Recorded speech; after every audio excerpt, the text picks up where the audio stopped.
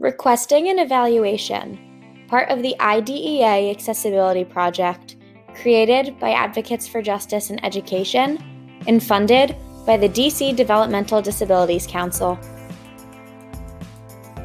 If you're watching these videos, you're probably worried about your child's experience in school. They're stressed. They're confused. They're overwhelmed.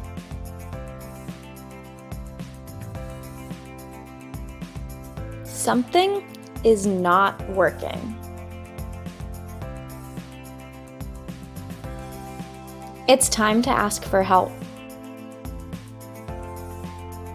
You've likely had conversations with your child's teacher or administrators, expressing that you think your child needs extra help or that this approach isn't working.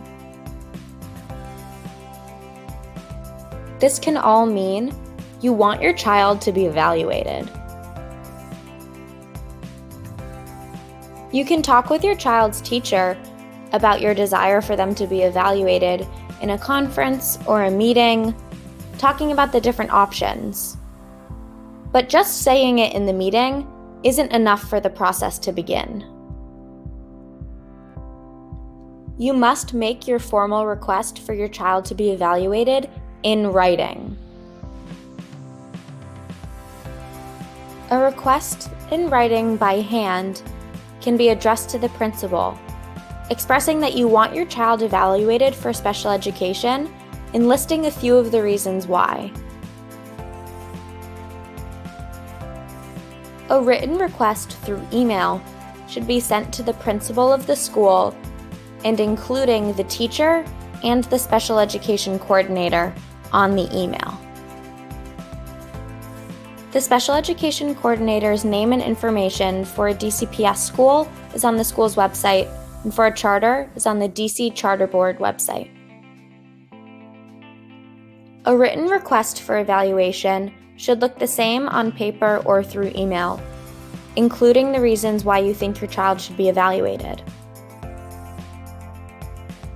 Let's go through exactly what to say in your written request for evaluation.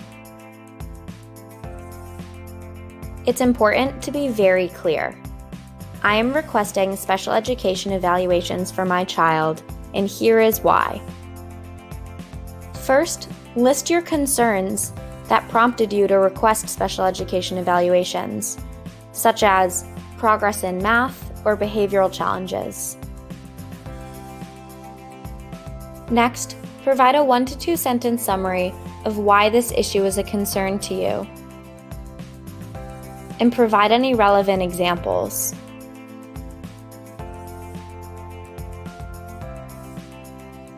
Third, you can include which of the 13 disability categories you believe your child fits into and provide any evidence, such as a doctor's note or outside testing results.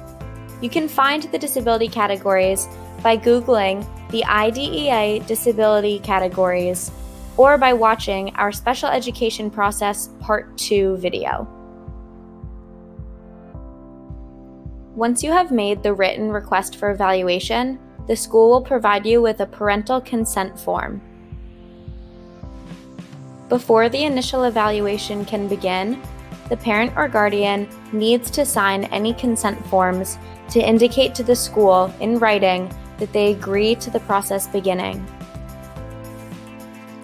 The school can also send a note of concern or disagreement to parents.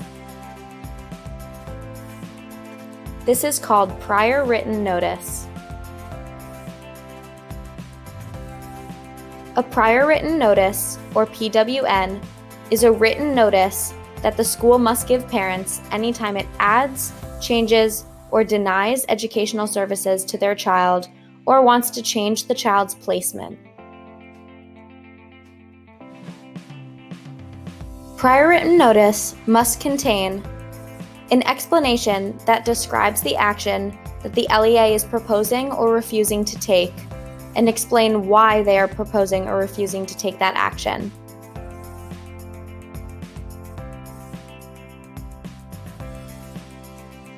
Prior written notice must include a description of other options that were considered and why those options were rejected. It must also describe each evaluation procedure, assessment, record, or report used in deciding to propose or refuse the action.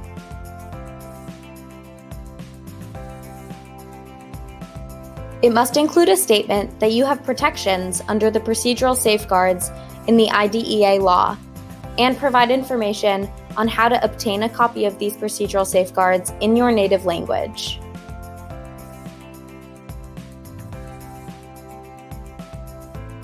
Finally, the prior written notice must include contact information for help in understanding your rights. This is where AJE can come in. You can also contact the DC Office of the Ombudsman for Public Education or the DC Office of the Student Advocate. Here are a few examples of when you should receive prior written notice from the school. When the school wants to conduct an initial evaluation of your child, when the school says no to your request for an evaluation, services, or placement in another educational setting, when the school wants to change how it identifies your child's disability,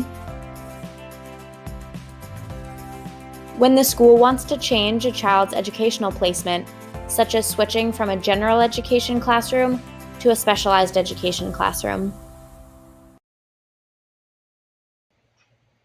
and when the school wants to reduce, add, or in any way change your child's educational services. Let's go over how to properly request an evaluation for your child. First, you want to make sure that your request is in writing through a letter or an email. Then, you want to list your concerns and your reasoning, including any evidence as to why your child should be evaluated. Finally, in your written request, make sure to ask for all documents, prior written notices, and a list of all meeting attendees before the multidisciplinary team meeting to discuss beginning the evaluation.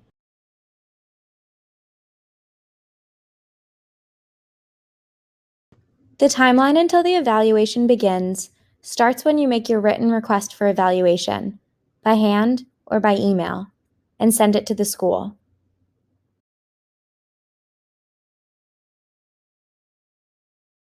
Once the written request is received, the school will hold a meeting with the parent to talk about the referral.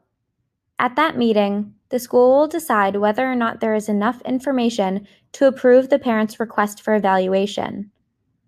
If the school decides that they need to look further into the child's needs, they hold another meeting, often referred to as an analysis of existing data, or AED, to determine whether or not to actually request consent from the parent and refer the student to evaluate for special education.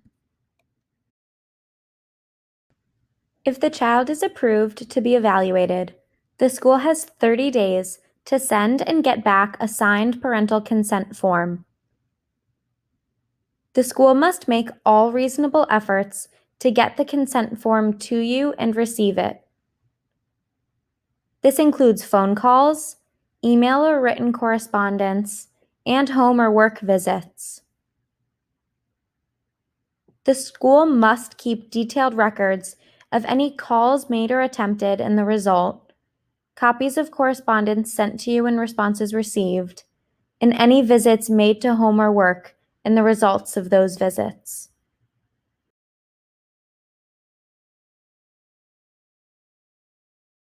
From the day the parental consent is received, the school has 60 days to complete an initial evaluation of a child suspected of having a disability,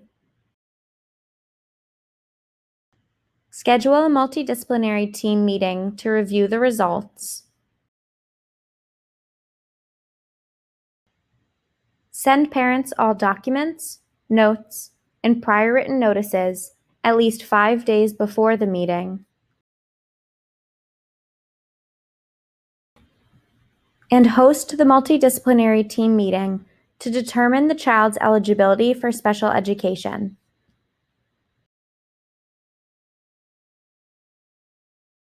Continue by watching our next video on initial evaluation, and keep watching the IDEA Accessibility Project video series to learn more.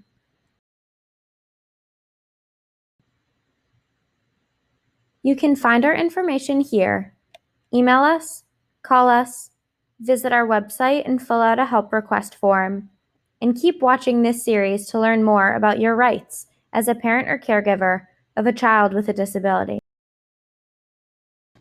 The DC Developmental Disabilities Council is supported by the Administration for Community Living, ACL, U.S. Department of Health and Human Services, HHS, as part of a financial assistance award totaling $527,570 with 100% funding by ACL HHS.